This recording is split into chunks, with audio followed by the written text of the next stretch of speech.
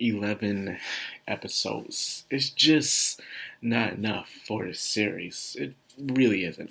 But it's not just. I know we're getting more later on. But I mean, one episode a week is just not enough. It goes by fast. Just like that. I would just start watching the episode and it just goes, it's done. It's already done. I'm like, where's the rest? Well, that can't be 23 minutes. Yes, that was 23 minutes. I'm like, of all the anime I am watching this season, this one goes by the quickest. There's always that one anime, I guess because when you enjoy it so much, it goes by very fast, and you just gotta get more of it. But you can't. It's just not enough. Heck, the fact that it's even here, I'm still like, I can't believe it, but it's here anyways. But anyway, without further ado, let's get into the review of Mushoku Tensei Episode 3. Now, after Roxy left, Rudius held on to the holy relic. May we pray. I swear, man, I'm dead serious. This kid takes this religion all the way home. I mean, even when he's an adult, he is still practicing this religion. And he'll even do it sometimes in front of others. You can't. He's devoted to this. This is not a joke. He really will keep his religion very tied up. He's dead serious about this, which is hilarious. Which I thought was going to be like a short-term joke, but no. Roxy did something for him that he'd never done, even in his past life, where he was even afraid to do even now in his new life, to take a chance outside, to give people a chance, and to see the world with a different point of view. And because of that, he sees Roxy as that person, something that no one else could have done, not even his own parents. So because of that, he worships the very ground in relics that Roxy has. Oh my god, this is crazy. Now, with him walking around, I was hoping we could see the opening, but alas, no, not even on episode 3. We don't get no opening. We get the opening song, and it sounds nice, but still no opening, thing. Which I'm like, what is this, ReZero? Like, seriously, the only show I know that doesn't want to show its opening is ReZero. And it's very ironic, because these two are very similar, as in to the point where the writers are actually good friends with each other, actually. So, there's that. But even though we didn't get an opening, we did get to see some beautiful scenery. I mean, very beautiful scenery. Like, just him just walking around, the music playing. It felt like a nice little montage to an opening of a movie. You'll see a nice movie of a coming-of-age adventure or something like that. You see Rui just walking by, saying hello to everybody, observing the environment, the wildlife, all that stuff. Just taking it all in. All things he could have missed if it wasn't for Roxy being there for him. Then on his travels, he sees his very first friend, Self. Yes, Self. Now, I know this is supposed to be the religion church of Roxy,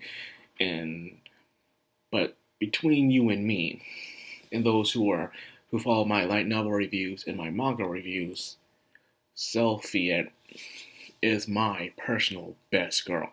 She is the best girl in this series, for a lot of good reasons. If you ask me, the reason why is because she has the most development.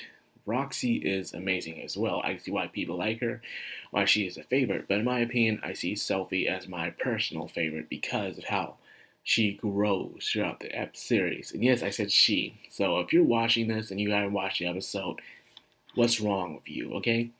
You shouldn't be watching this without watching the show. Just saying. So, he helps defend this poor little girl who he thought was a guy at first for a good while from being bullied, and helped her out. And of course, he never had a friend before, she never had a friend before, so they found a way to make it work, in a way, by teaching her magic. And this is where it came into play. Two things I want to talk about. First of all, the hair. Sylvia's hair is green, even though her mom and dad's hair isn't green. She doesn't know what she is. Her dad is half elf, but not only her dad is half elf, but also they didn't mention that the mom is also like part demon or something like that as well. They didn't mention that in this episode. I don't know if they will later on. Probably, maybe, who knows? But yes, I guess you can call Sylvia a purebred mutt in a way, a mutt. She is mixed breed, like multi-mixed breed, not just two, but other different things. But the elf genes came out the strongest, is that's all as to it. Now, as for green hair, once again, the green hair is a giant thing that ties into this world.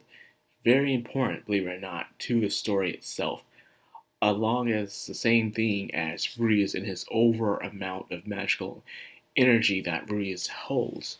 All that ties into one thing. And hopefully they will someday, probably, is if Studio Bind is made just for Mushoku Tensei, hopefully it will reach that point where they'll explain it to you. That or you have to read my light novel reviews and my manga reviews for you to catch up. Who knows? Now, with that being said, another thing also important that happened, the second thing I want to talk about, and that is how Rudeus, despite him being isekai'd, he is nothing truly special. Like I said, one of the points of the show is not just giving life a second chance, trying again, but also trying your best. So, even though Rudy seems like a prodigy, but that's only because he tried his best at a young age. He trained and he studied hard. He does it every day. Even though he's not that good at sword techniques, he is still trying his very best. He's more of a mage kind of person. He's always been a reader type of person. Because of that, he excels in reading and magic the most, compared to physical attacks. But a normal person, he can probably beat. But someone who can master in the art of fighting or swordplay, he would probably lose. So once again, even though Rudeus has this giant capability of being the best mage, he is not the strongest person in this world. Even when he grows up, he just trains a lot. He works really hard to his goal, which is good. Now, what I'm saying that is because as the time goes on, as Self learns magic, she actually learns to actually do incantationless magic, where she didn't have to say anything; it just happens. So this is the proof that in this world is you're not limited by people aren't limited by a certain magical power. It's more about them.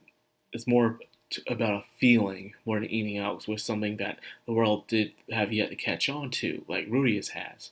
So, in order for you to learn, voiceless incantations in that world, you have to practice magic at a very young age, at below the age of 10 years old. And you have to keep practicing at it over and over again to the point where you need to use incantations. It's one of the reasons with Roxy, believe it or not, Roxy didn't really learn magic until a little after she was 10 years old, I believe. And because of that, she's not able to use voiceless incantations, but Selphie can because she learned it at a young age, which is good. Plus, she probably learned it faster than Rudy, which is the reason why Rudy's had that face. And he said, hopefully she can't learn it because he was hoping that he was to be special in this world, but he is not special. Because that is proven that you can use voices incantations. Anyone can, as long as they study at a young age, a very young age. So, there goes that. Now, next, we will talk about the thing with Paul. Now, a lot of people I was listening to who were excited when the anime was announced, they were wondering how it will be adapted. And one of the things we're worried about is, will they do the perspective storytelling?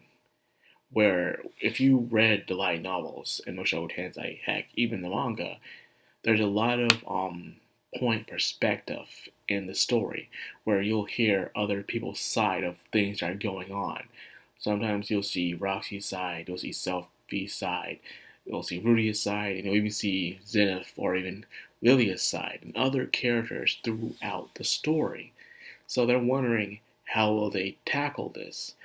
And Lord and behold, they did with beyond my expectations with Paul's point perspective in the story. In the moment where Paul was trying to, lecture Rudius, and on Rudius' side, Paul's just being, a stubborn parent who won't listen to their children and is just taking the side of someone else instead of his own son. Until Rudius had to tell him. Now, this was a moment for Paul to grow. At the same time, when everything was over with, Paul was doubting himself, where if you actually look into Paul's backstory, he ran away from home. He was actually supposed to be this high-class noble, but he ran away at home, and he married Zenith. At the same time, Zenith also was a high-class noble who also ran away from home. I guess they couldn't stand how terrible their parents were. So Paul, in a way, felt like he was probably going to end up the same way as his father. And since he sees a lot of himself inside of Rudius, he believes if he continued like this with Rudius, Rudius would eventually run away. And I love how they did a point perspective, how he wasn't just being a pig-headed jerk. He has high expectations in Rudy because Rudy is such a mature kid in his eyes. A very smart kid who catches on to things. And plus, he's also a very powerful mage for his age. And because of that, he feel like he has to be strict on Rudius because of that. So that's why he was acting the way he was. And throughout the show, he was trying to give Rudius advice and stuff like that, and you see his narration and stuff like that. So that was good. That was excellent. And then, of course, came to the past time where it started to rain, and Rudius and Self were about to take their bath, and then you find out that Self was a chick the entire time, and in the way he tried to apologize, he says, "Because you had short hair, I thought you were a dude," and she started to cry. Like, oh my goodness, a girl doesn't want to hear that. That meant, how self-conscious most women are. The fact that you said that you thought that she was a guy because of her hair, it makes her even more insecure than she already was, man. It's like, come on, man. Of course, Paul's like, oh my god, my son's probably more dumber than I thought he was. But things were able to be patched up at the end. And so far, a happy little ending. Rudy's learned a lesson, He learned to have a friend, to be more bonding with his father, and even Paul had his moment of bonding more with his son, learning to be a better father. But it's hard to when you have a son that's very mature for his age. That even sometimes acts more mature than you do. So of course he doesn't know how to handle the situation. If Rudius wasn't a reincarnation person, or was a reincarnation person, well, he is, but he didn't have his memory, Paul will probably have a better time teaching Rudius how to be a son. He'll be probably a better dad. Probably. And that's where I'll end it. Like I said, it's not enough time. It's just who knows, man. This is a contender of anime of the year. I'm telling you right now, people are talking about Chibi's saying how he just can't wait no longer for the next episode to come out. It's just killing you, man. And I can see why. I feel you, Chibi. You should know how I felt. You know how long I waited for this show to come out? Come on. I waited a long time for this show to come out. We waited a long time for this show to come out. And it's here. Well, anyways, next episode is Family Meeting. And oh boy, Family Meeting indeed. I can't wait. So anyways, if you enjoyed this video and you like what I do, like, comment, subscribe, and of course hit that bell icon. This has been Madcrownxox on Anime, signing out.